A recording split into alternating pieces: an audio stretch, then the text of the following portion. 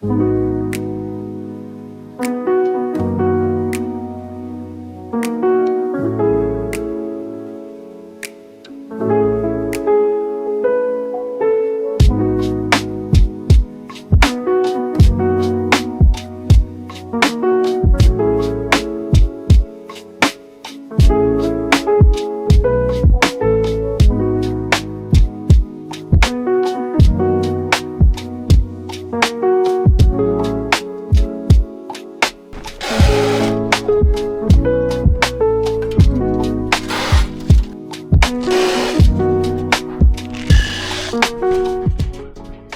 to check some babies.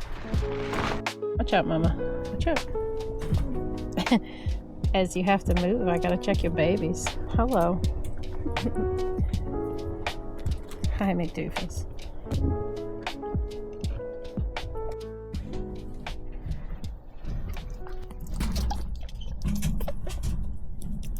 Hi, kids. Hi, kids. Hey guys, welcome back to the channel. We're gonna go through some of the 4-month-olds and we are gonna go ahead and do a how to pose video. When I first started, I found it really hard to pose. I didn't have any videos available to me to show me how. So I actually had to go out and find a mentor and ask them how to pose. So I figured I would make a short video for you guys about that and how I do it. I'll show you a difference between a couple of types that we have going on here in our lines. And why we keep certain types and why we cull certain types. And then we will show you some babies that we have.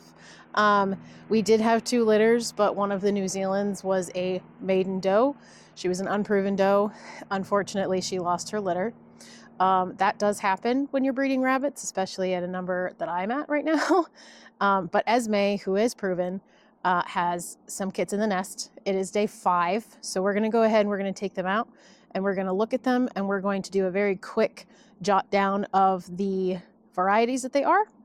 We don't sex them until 3 to 4 weeks, sometimes even 6 weeks.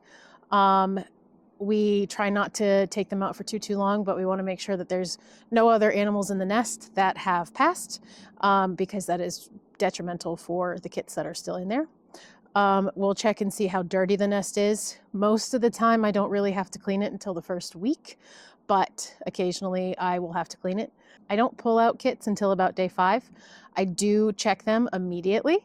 I put my hand right in the nest and I make sure that everyone is alive. I want to make sure that there's no leftover placenta, that there's no leftover birthing material. Occasionally a kit will pass. So we have to, again, have to take those guys out, but I am in there immediately. It is a myth that rabbits will eat their kits when you touch them. Domesticated rabbits, at least, that's a myth. I don't know about wild rabbits. I can't speak to wild rabbits, but any mom that shows any type of aggression does not get a second chance to breed here. They all have to be really understanding. They have to know that I'm not going to hurt them or their kits. I go ahead and I inspect them immediately after they've been born, but we're gonna go ahead and pull them out today and we're gonna check them real quick. It is cold, so we don't wanna have them out too long. As you can tell, Esme is a phenomenal nest maker. Okay, very quickly, pull the nest back, see what we got. Oh my goodness, I know. So, looks like a black, broken Charlie. Goes back. Whoop, hello. Obviously a caster. Okay. Oh my goodness, I know. I know. And then broken caster. What's in the back there? And then a little, small little, another broken black Charlie. Hi, lovely. That, oh no, I lied. This one looks like a small broken chocolate. So we have 4 all together, which makes sense. Esme is kind of an older girl. So to make sure that these animals, to make sure that these babies don't come out through the front of the nest and get chilled, every time I check them, I kind of just push up a little bit and create a barrier so that they exist in the back of the box where she had them. And then I just cover them with all of her remaining fur. I haven't taken temp inside the nest, but the nest is very warm. And she's such a good hair puller. In the springtime, she will pull herself bald to protect her kits. So I just kind of push everything up so it creates a barrier so they don't flop back out. And they should settle right back down in there and be nice and warm together. It's a little bit risky with litters that are 4 or less. They tend to chill faster because there's not enough of them. But I'm not worried. Esme knows her job. She does a great job. Just make sure that they are all set and wait until they've got all their popcorns out to make sure that they're not going to pop out of the nest. It looks like they have settled back in, so we'll put this box away. It's definitely more of a challenge raising kits in the fall and winter here in Maine. It's cold. The does are usually inside. We still have a couple weeks before it gets too cold for all the does to have any kits out here. So I got 1 litter. They'll be 6 weeks in the middle of December, which isn't too bad. They'll be fully furred. It's definitely a challenge here to breed outside or in a unheated shed. The rabbits themselves will do fine in the winter. They're super winter hardy. The problem is the kits. The kits are born without fur, and it takes them a couple weeks to get fur. So the risk of them chilling is a lot higher than it is in the summer. I never have any issues with kits overheating in the summer. It's always in the winter that it's a little bit squirrely. You want some apples? Yeah. So the first thing that you are going to want to do is you're going to want to put your animal on the table and you're going to want to hold its head. And from there, you're going to keep a steady pressure on the head of the animal, and then you're just going to take your other hand and scoot ever so slightly their back end towards their shoulders. Be sure to not overpose. It's super easy to overpose an animal.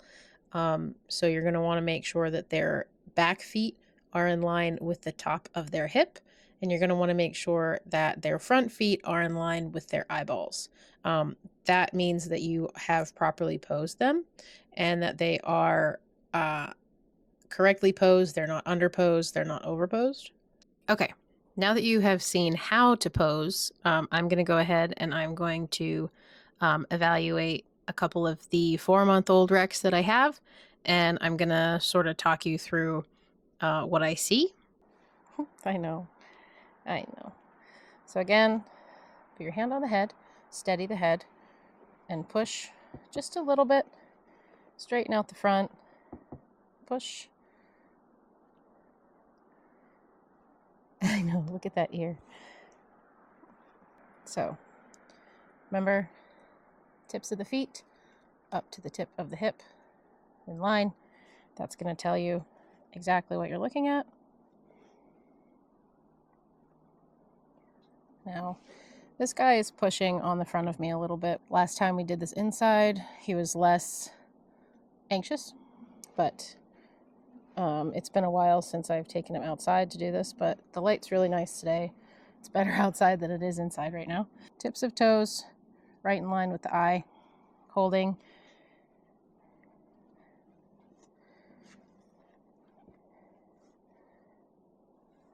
So this is what he looks like. Now, the problem with photos and video is that they're always going to be pretty subjective.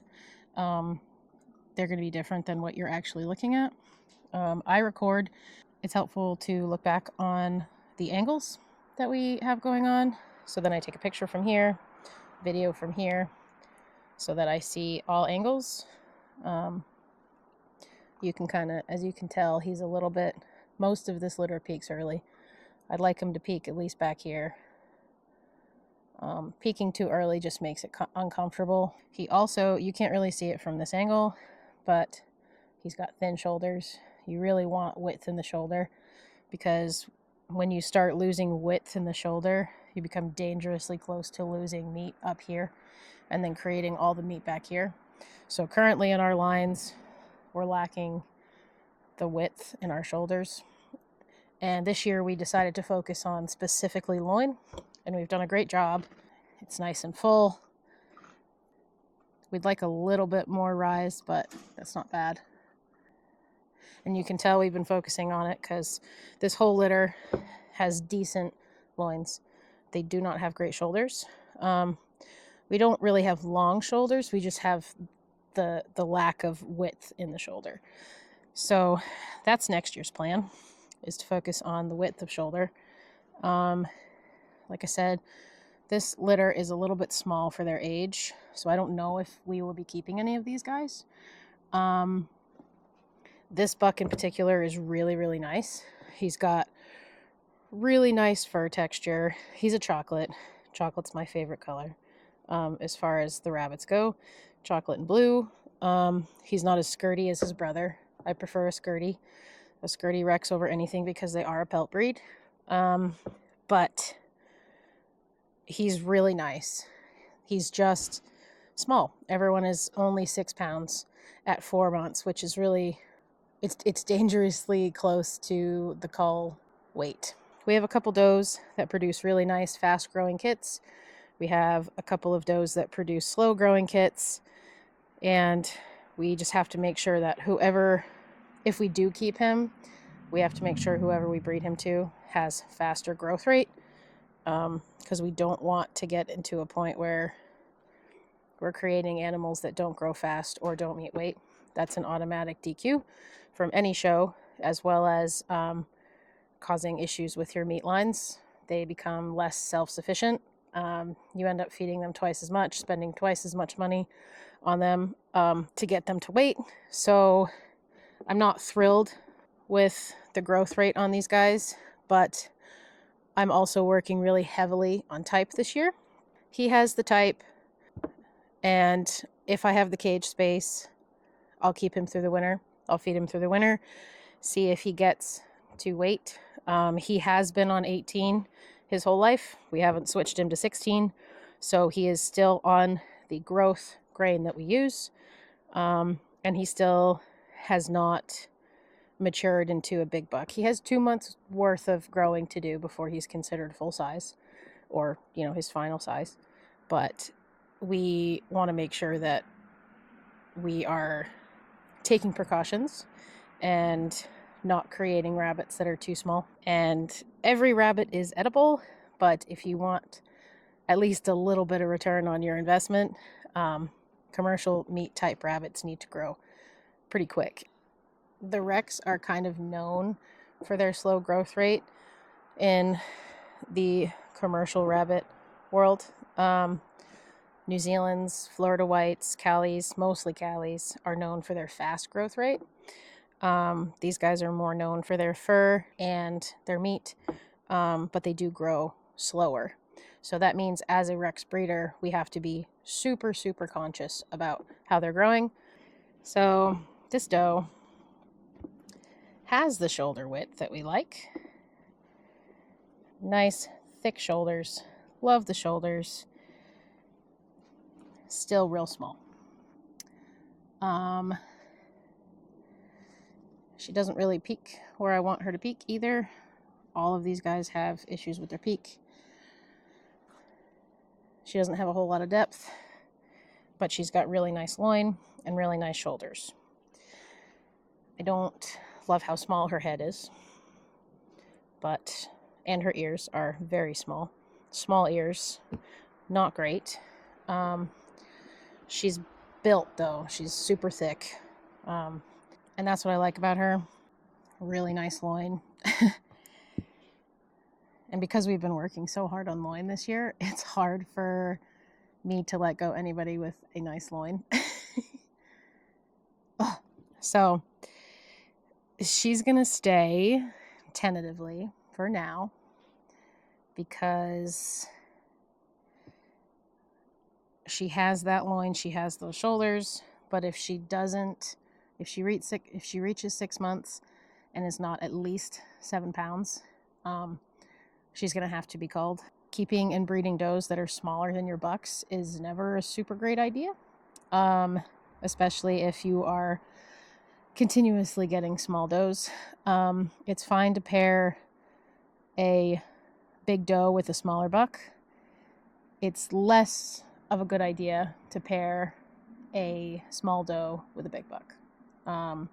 Usually as long as they are both standard size, they're both regular rec size and about the same, they'll be fine. But you never want to breed a buck to a doe that is like 2 pounds smaller than him, because that can lead to potential stuck kits that are too big to deliver. Her fur is the best fur out of this litter, which is also another reason why I have been growing her out and keeping a very close eye on her.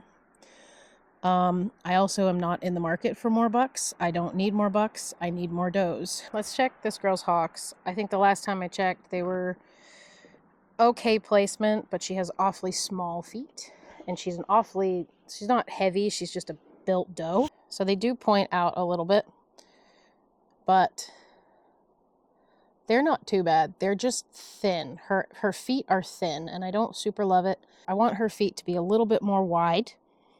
She also has started the process of losing a little bit of fur on them. I don't love that. I really only want to see fur, fur scarceness after they start breeding. Just okay feet. And her little front paws are so small. So she's built, and I'm concerned about her feet in regards to how built she is.